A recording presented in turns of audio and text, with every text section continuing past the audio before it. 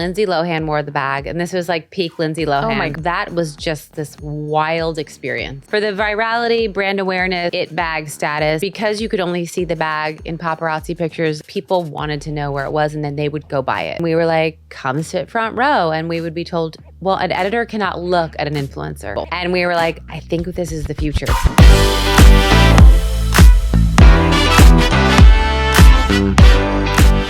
You've been in the fashion industry for honestly as long as I can remember. I feel like even when I started to get into fashion, I want to say in my like late teens, I feel like Rebecca Minkoff was like such an it brand. So do you like, how long do you feel like it took you for the brand to really start to take off?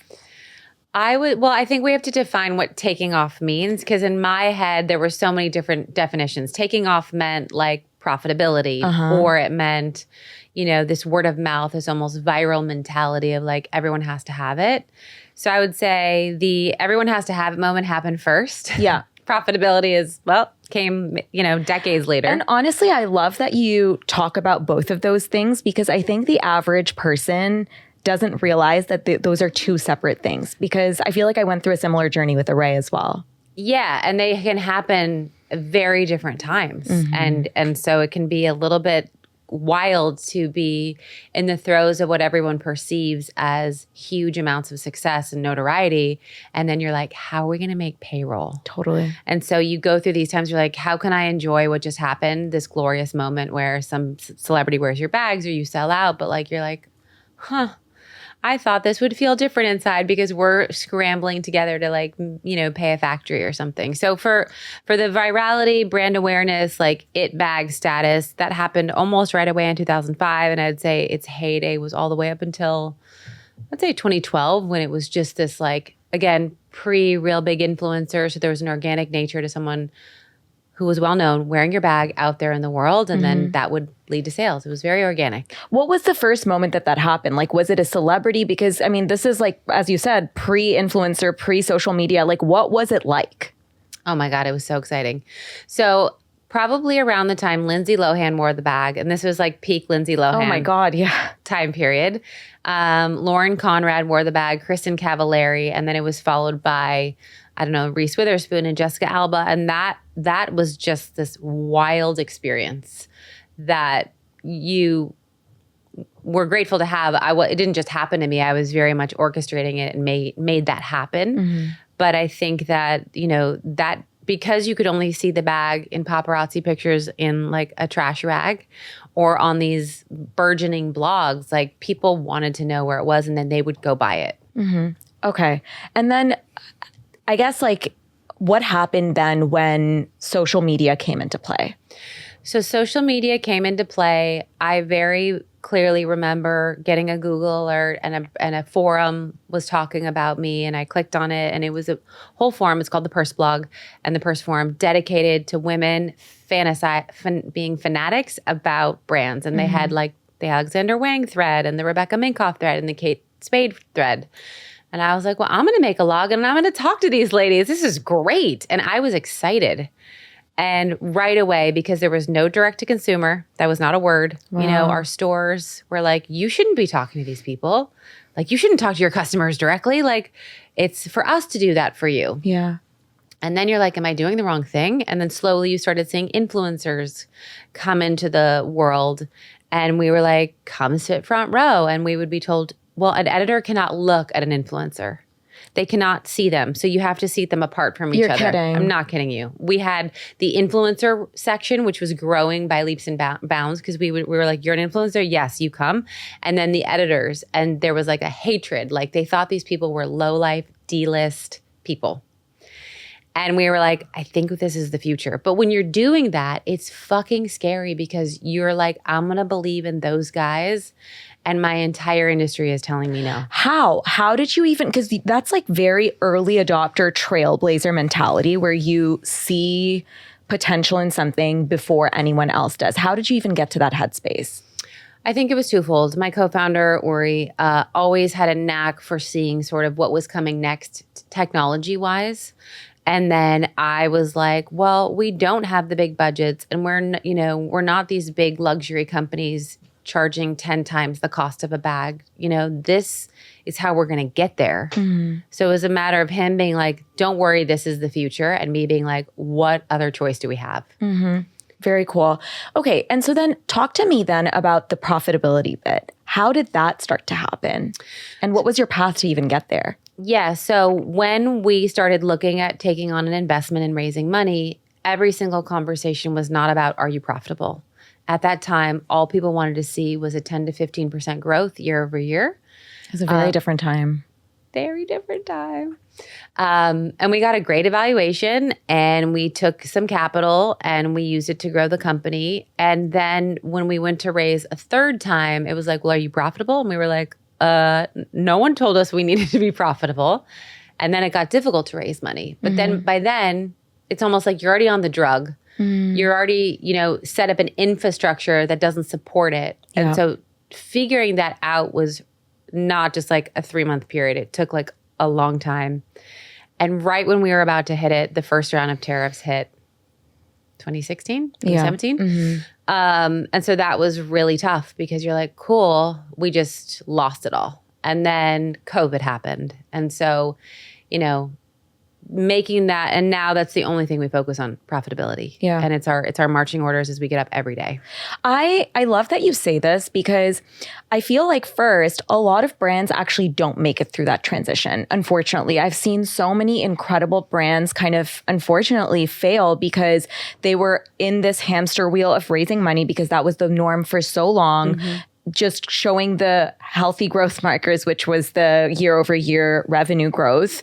And for a long time, profitability wasn't even a metric that really mattered. It was like that Silicon Valley thought process that kind of leaked over into every industry. And then there was this flip.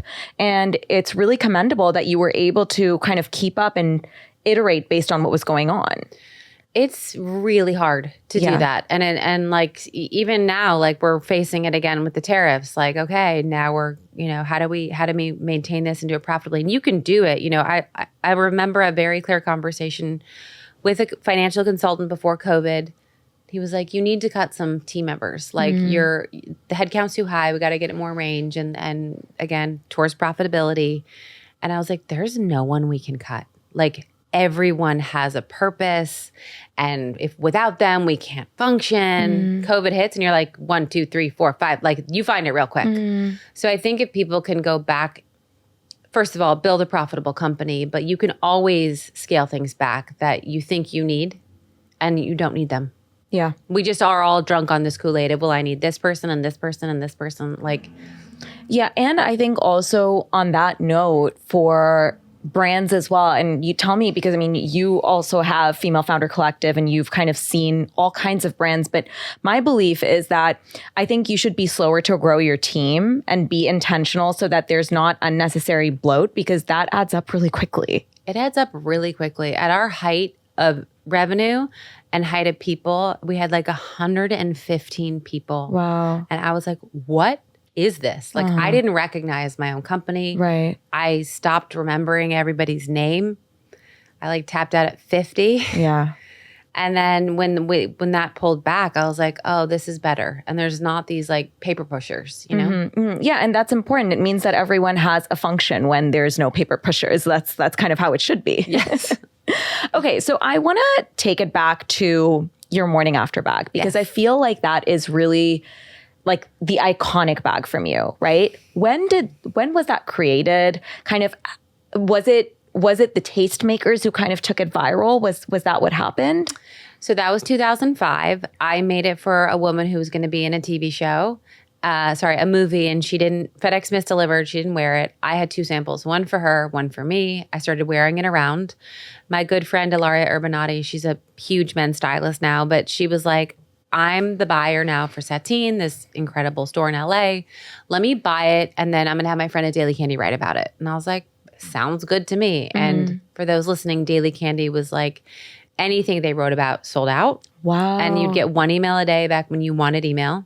And you were excited to say, who are they talking about today? And so when that article hit, it was called The Catwalk of Shame. The bag sold out. And they reordered, I think they bought 12, they reordered 75. And because of that article, it just kept selling out. And then the celebrities came and they were already in the store.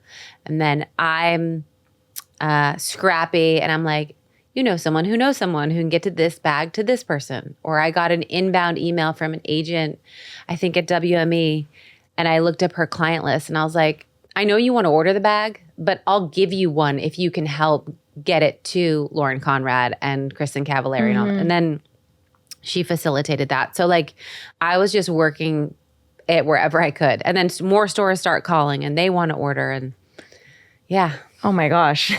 Yeah. And it's really cool because I feel like your brand has really stood the test of time. Like we're talking, you got your start in 2005. It's 2025. Yeah. We've been celebrating our 20th anniversary all year. That's huge. Yeah. It's crazy. So as someone who has built this brand with real longevity, and I feel like you're building a legacy brand, what would you say are the lessons that you can pass on to other entrepreneurs? Build a profitable business, find your hero product. If I hear another person say like, I'm going to raise money, but like it's one thing if you're a tech product, but I think like get your community to be rabid about you, then maybe go raise some money and look at the data you're going to have. Yeah. I would tell people that in this digital age, it can be easy to buy an ad on Facebook, but like go meet your customer, go get in front of her. That was the beauty of that time too, is I was in front of my customer. I was talking to her. I was doing trunk shows. I was meeting her. And so you learn so much more when you're in person. And then I would say we all need to adjust our time horizon for success. Everything is instant these days, our car, our Amazon, whatever. You can get anything, but your career is not going to be that. It's going to be a long game. And 20 years ago, had someone said, in 20 years, this is where you're going to be, I would have not worked every weekend or not felt anxious about not checking my emails, nights and weekends, or like what decisions would I have done a little differently that you can still work hard, but you can also allow yourself like the ability to enjoy it and sort of take the long view, if that makes sense. I love that. And, I think it's something that I've been thinking really deeply about over the last couple of years as well, where it's like, I think it's really important to enjoy the journey because what is it for if you don't? Exactly. And I think sadly, we're not reminded of that enough. And then everyone's in a rush to build this and then they sell it. And then they're like, wait, what? Yeah. Like that's it? Yeah. And then you look back on the good old days, but when you were in the good old days, you didn't recognize that you were in them, I know. And I've been doing a lot of nostalgia and thinking since it's been 20 years and we've been talking about the storytelling and how we're weaving it in. And I mean, I thank God I enjoyed those times, but I meet so many people that are missing it. And the end is not always what you think it'll be. So if it ends with no profitability, going out of business, like all the terrible things can happen. If you didn't enjoy getting to that point, then what was it all for? Totally. And I think that people just miss it. Yeah. And so I've been very much about like, how can I love to work. It's, I wake up and I'm excited to work, but at the same time, I'm like, how can I have those daily non-negotiables that kind of, I don't know, like give me life and allow me to like sustain my energy so I can continue to show up, versus getting so burnt out. Oh my gosh. I remember when I first started like working out many years ago after my kids, and I was like, oh, I can only go to the gym like 2 days a week because then that means I'm going to be at the office by 10. How dare I show up so late? And they'll think I'm like not a hard worker. And like, then now I work out almost every day of the week and I start my fucking day at 10. And guess what? I show up, I work hard, I get shit done. And I'm like, I wasted all those years worrying about like if people would think like I'm just taking it easy. And it's like ridiculous what we do to ourselves. Yeah, it's insane. And it's funny because also I think as founders, we set certain expectations for our team. Like I'm always like, I don't care what you're like, I don't want you chained to your desk. If you need to go out for a walk, go do that. If you need to go pick up your dog from the vet, like you don't need to ask me. Just let me know if you're not at your desk, and I need something. Like that's it. I don't expect you to be chained to your desk, but it's funny because sometimes that's what we do to ourselves. Yep, that's what I did. I did it for a very long time. It's insanity. So I guess this brings me to the fact that you have female, like FFC, Female Founder Collective. Yeah. When did you start that and what inspired that? So I started that in 2018, along like kind of around the same time as the podcast. The big catalyst for that was third baby, maternity leave. I wanted a real maternity leave. Speaking of chaining to your desk, like feeling guilty after having a baby, like I got to get back. And we reorganized and restructured my team so that we had a creative director. That was a whole ego thing for me to like not have that title. I'm like, now I'm the chief creative officer, like whatever. Restructured the team. So I had more time on my hands because I wasn't in every meeting deciding on that exact leather. I would approve it, but I wasn't like the one touching and feeling. And with that, I felt like I was lonely as a founder. And I wanted to be in community with other women who were going through what is a very hard journey. And so started these talks at my stores. Then I was like, this is silly. We could amplify this bigger with a podcast. And then I was like, but I should be able to also have my own community that I can go to. So I just thought it should exist. So I launched it. My only strategy was like, it needs to launch with a photo shoot at Fashion Week. And my assistant at the time, Alyssa, I was like, okay, Alyssa, we're setting up a shoot. We're going to launch it. We have a panel at Fashion Week. Set up a page to collect people's emails. Like I was just, and within a week we had 3,000 applicants. And we were like, oh shit, this is something. And so then I got serious about it. And then I was fortunate enough to reconnect with Allison Wyatt like 2 or 3 months later. And she said, I see what you're building and I want to help you, build it. And I said, come on down because this cannot be my full-time job.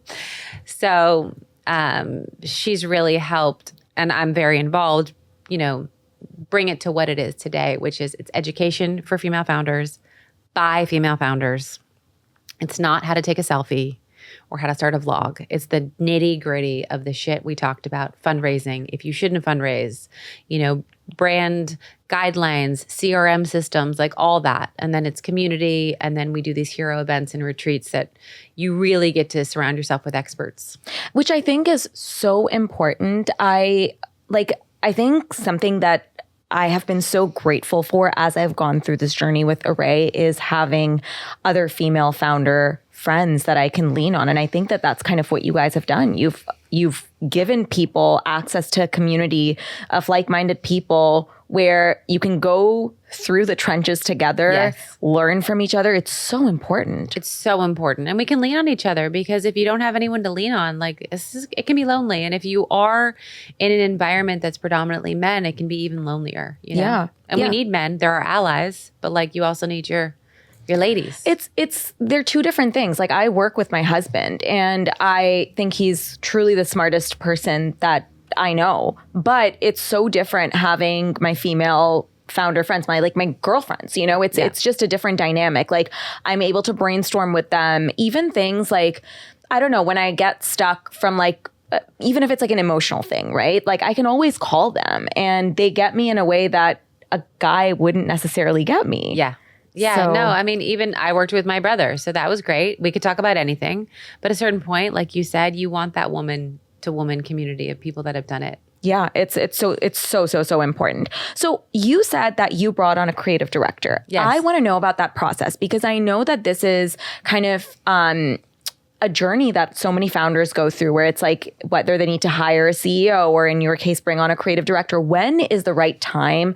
How do you kind of get your ego or take your ego out of it, I guess, because it's a very difficult thing to do. It was. I definitely had 5 months of extreme struggles and question marks on myself. We needed to do it because the minute my brother said, this was after my daughter was born, I think. He said, we're turning the camera on you. This is where it's headed. I was like, no. I'm in the back. I'm designing. I'm a designer. That's my badge. That's who I am. He was like, well, that's not the future. So suck it up. And he was right. And then I was trying to do it all. Trying to do this, trying to record content, trying to show behind the scenes, then have a full-time job of like, what a designer does, not only being inspired and keeping up with the trends and reviewing leather and fittings, like it's impossible. So by the time I had my third baby, I was tired And I just wanted a break. And he was like, why don't we bring in a woman who had been working with us for a very long time? He said, let's give her a shot. She'll handle it just until you come back and then we'll reassess. And I was like, fucking take it. And I said that very flippantly, but I was also about to give birth. And when I got back, everyone was like, yeah, this is working. And I was like, but I'm here. And they're like, yeah, it's working. This is going to stay this, everyone just felt like this is what was working. So that was like the 5 months of, I was like, now what do I do? I can only go to so many fucking lunches and shoot so much content. And yes, I have my check-in and my design meetings, but like it's not every day, all day. And then that's when I was like, okay, women, founders, I need them. And so I was ideating the podcast at that time and Female Founder Collective.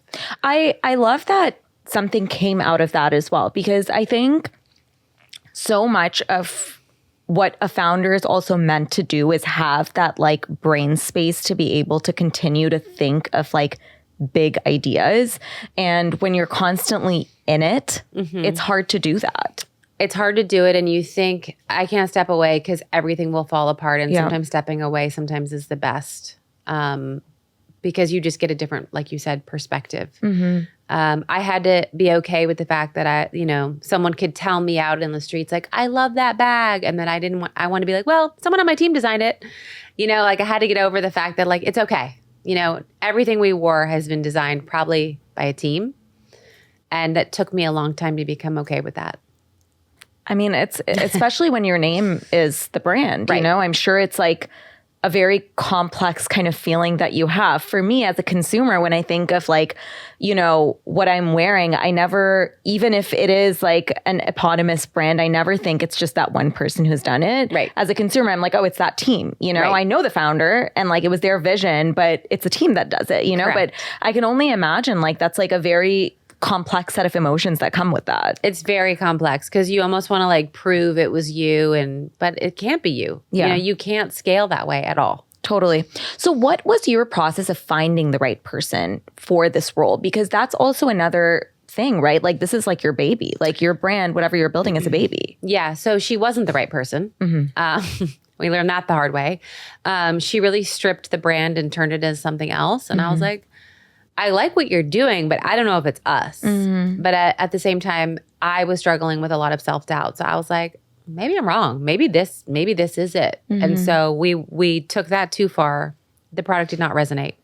So 9 months later, when the product hits and it doesn't sell, you're like, cool, I made a mistake. So we quickly, switched.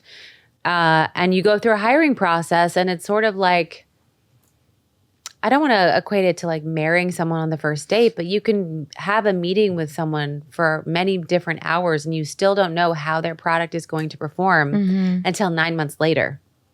So you're sort of crossing your fingers that this is going to work. So we hired someone and they were with us until recently. And I think at the beginning it was great. And then they had a very distinct vision of what it should be. And I was like, I don't think that's it anymore.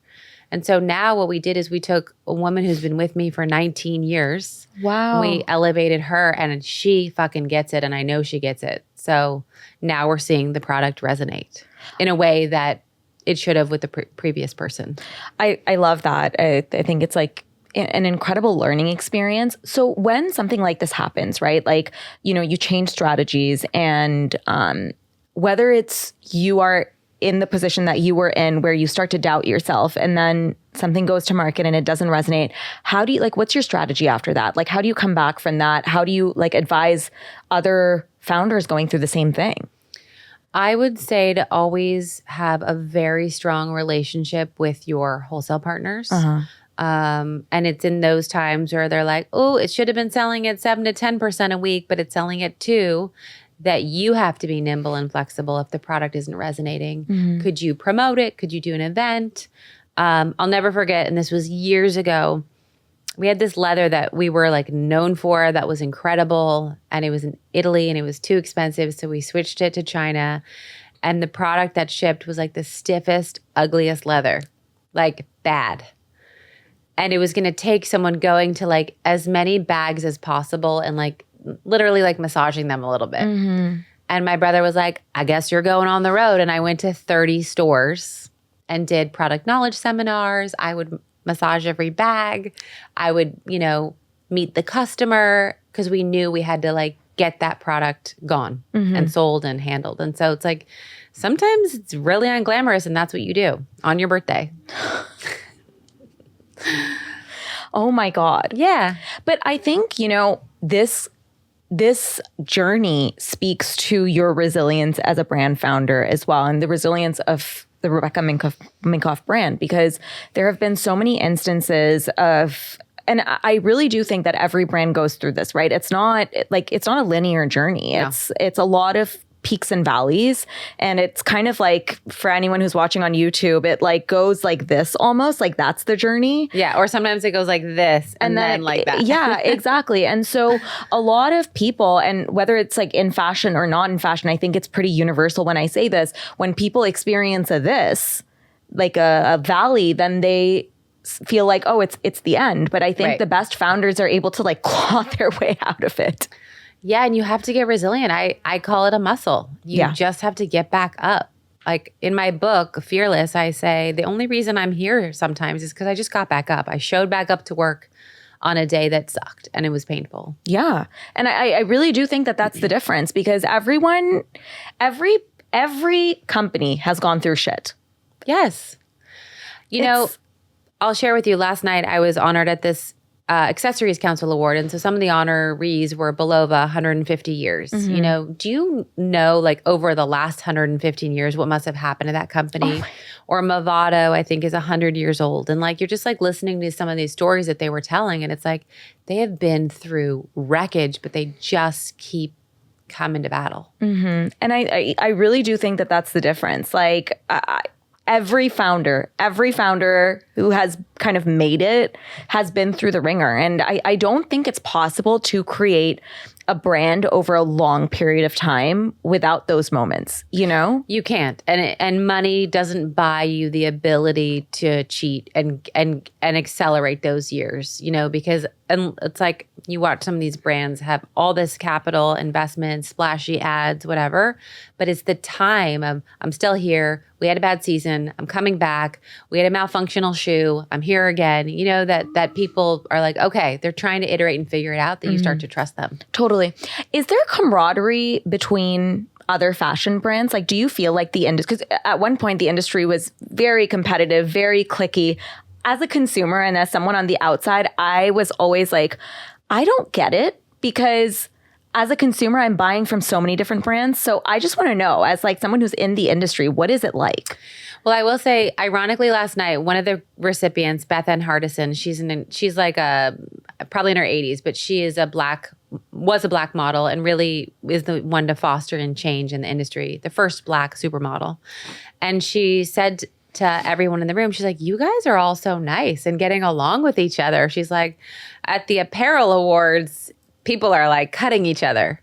And she's definitely right. I don't know why the apparel industry or the designers that just do apparel have that, like, I'm going to be like this to you. And I felt for the most part, accessories have been kinder and nicer to each other. Wow. That's really interesting that even like just within subcategories of fashion, there is like a difference in terms of how people... It's very different. I mean, listen, I want someone to only buy my bags, but that's an impossible situation to ask someone to do that. I don't only wear one person or take one supplement or wear one brand of makeup. So like, I think everyone gets that. It's actually impossible. And so I'm like, maybe at one point people were back in, I don't even know, like 1960s perhaps. I don't even know. Like I can't when. But I'm like, why the competitiveness? And I feel the same way about any industry, right? Like this, only one can win. I'd be crazy to think that consumers can only take one supplement brand and like I can be the only, like that's actually insane. Right. Like it just doesn't work like that. No. And I think we're all better for it. Like to have people that you're racing next to is like makes you better. Yeah. Yeah. I completely agree. So based on your learnings over the last 20 years, what are a couple of tips that you can give to new entrepreneurs? Adjust your time horizon for success. There's no instant gratification. Get back up after the punches. And you can do a lot with a very small team if you're smart and creative. And AI has now made that very easy. I just met a gentleman. His brand is Le Alfre or Le Alfre. It's a menswear brand. It's him and one other. The content is incredible. You know, he's got his website and some designers who I meet who are a team of two are like, I'm dying. And he's just like, yeah, it's fun. You know, like, look at us. And I'm just like, yes, you can do it. And I think it's how you approach it. Like, it's how you start in that mindset and then what comes from that. Yeah, I couldn't agree more. And I think like you can have that mentality no matter how big your team gets. You know, you can always be like, oh, I'm dying, you know, and I really do think it's a perspective thing. It's like, are you enjoying the journey? Yeah. You know, I think it goes back to that. And I think some people like to have that as their like badge of honor, card, badge of honor. There's people that I worked with before that would brag about how little they sleep and how they don't see their families. And then when I'm so over that.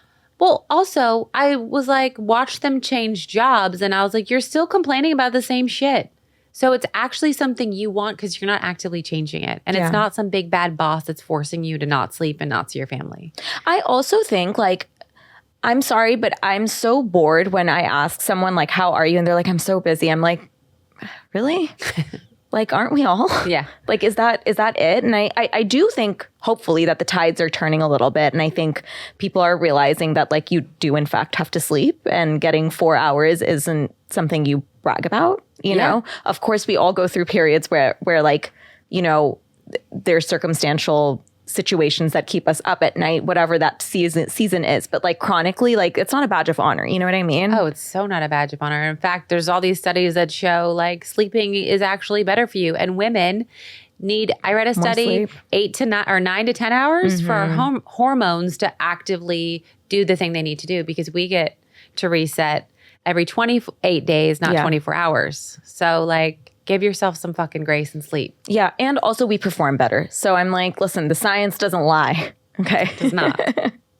Okay. I want to leave some time for audience questions. Okay. So the first one is this person is saying, I'm trying to start a fashion brand. Where do I even begin?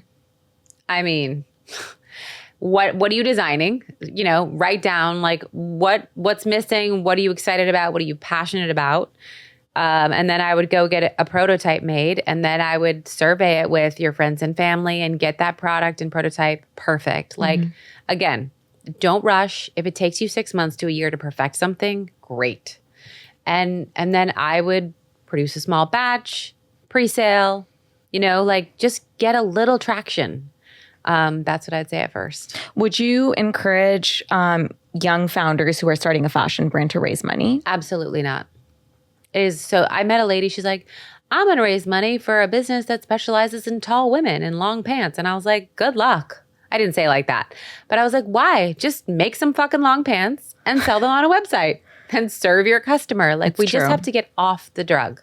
I couldn't agree more. And also I think from a practicality standpoint, the amount of power that you have when you walk into a room to raise money and at some future time when you already have proof of concept and a stronger brand, the process becomes way easier. It's owning 75% of your company versus 2% of your company. Yep. And I know a lot of people that own 2 and they shouldn't because if they had done what you just said, they'd own 75 when they walk into that room. Yeah, it's true. It's a big difference. Okay, the next question is actually kind of similar, but like a good next question. If you were to start Rebecca Minkoff today, how would you do it? Okay, let me ask a follow-up. I don't know if you have the answer. Am I starting with just bags again? No idea. This is like an audience question. Okay. You can do it any way you want. Okay. I would probably start again with one bag. Bags today aren't necessarily what they were when I started. So I'd have to say, okay, this bag is going to be in this trend cycle for the next 3 to 5 months. How can I make it extend by making it not too trendy?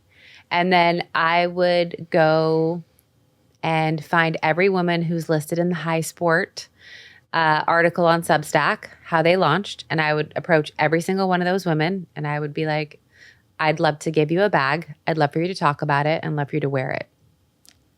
Love that. And I would literally, like, I've always wanted to do my cobweb. What's it called when like a serial killer is like stringing all the things on the wall? Yeah. I want to do that because there are women that move that needle and they help launch brands and they're not celebrities. It's true. They're the fashion guitar or Eva Chen or Leander Medine, like some of the legacy, like they have a style and a power that when they anoint you, like it does create something. And so one day I'll sit down and I'll do my serial killer wall, but it'll be all the women in, that move the needle. Yeah. And then I would bring my consumer into it. I would do Tupperware parties, and I would want to meet them and get their feedback, and I would do pre-orders. And another way to raise money is you can go to your community and say, I'm going to be making this bag. Do you want to give me the order in advance? And with that, you get access to see my factory or get a signed bag, or like, what can you offer them? Because a lot of people can afford lots of things now, but what's something they can't ever get access to? And how could you do that as like a caveat? Love that. And I love that you have you place such importance on community. I feel like it is really the backbone of a good business. It is the backbone of a good business. And I think sometimes people get overwhelmed. Even I'll get overwhelmed, like, okay, so how do I even get deeper with my community? And how do I talk to them? And it does get hard. Like it's hard to scale that personal connection. Yeah. So I think when you're looking at it, like, am I building a community by showing you more behind the scenes and inviting you to some of our events? There's ways to do it, but I think in the beginning, you got to be meeting and greeting everyone. Act like a congresswoman. Yeah, love that. Can you take us behind the scenes of exhibiting at New York Fashion Week for the first time? Yes. Hold on. I got to make sure I get my dates right. I'm pretty sure. Okay. We were told you should not do a fashion show. You should do a presentation. So we had 12 models booked. We decided to put an influencer in it. Her name was Rumi Neely. She was like one of the big. Yeah, I remember her. Yeah. People thought like, oh, that's terrible. Like, why are you putting her in that? But we didn't have enough clothing to like complete the looks. And so I remember sitting there with my stylist at the time. So there's a stylist that comes in, and if you hire the right one, they help you pick the models. They help you figure out what the hair and makeup should look like, and then do the fittings. And she's like, we're out of outfits and we've got like 3 more to go. And so I was like, oh my gosh, we had a tailor like making stuff off, out of fabric there, very late nights. And then the models show up, you send out your invitations, you hire a PR firm. It's incredibly exciting. It's incredibly expensive. I can only imagine. And very stressful. Less stressful now, but back then you thought like, if I make one wrong move, I'm over. If the review from Women's Wear has something negative, no one's going to order. And now I'm like, no one fucking cares. Yeah. Because that gatekeeper is gone. It doesn't matter what the reviewer says. It's what does the customer think? Yeah, I really do. That's kind of what's happened. I feel like there's been this democratization of who gets to call the shots. And right now it's everyone. It's everybody. It's the consumer. It's the consumer. So she will tell you how she feels real quick. 1,000%. 1,000%. Okay. Last question that we have time for. How did you start to meet other female founders? I purposefully started speaking on panels and asking, and again, this was not paid, that changes later. But I was like, anyone who wants me to speak about business or technology or fashion, like I'm in. And I just started asking around. And then I was in rooms with more and more of these founders and women. And I just remember specifically, I think right before the year I launched Female Founder Collective, I'd come off of like Women's History Month, like speaking for like 5 days on end. And I was like, did any of us change the conversation? Did anyone from what we said go out and make even 1 cent more? No one did that I can see. So there's got to be a change in how this is. And that was really also behind FFC is like, we want to make women wealthy and successful because that's what we know makes change. I love that. And I'm a part of FFC. I've been on the podcast as well. It's an incredible community, like really engaged. And so I feel like everyone should join or apply. And I really do think like resources like this need to exist because the camaraderie it changes everything. It changes everything. And you get like great feedback, tips, collaboration, it's a win-win. Yeah, it's the best. Rebecca, this has been so fun. Tell everyone where they can find you. They can read my book, Fearless. You can buy it anywhere. You can listen to my podcast, Super Women with Rebecca Minkoff. And then at Becky Minkoff for my personal life and at Rebecca Minkoff for the world of. Thank you so much for being here. Thank you for having me.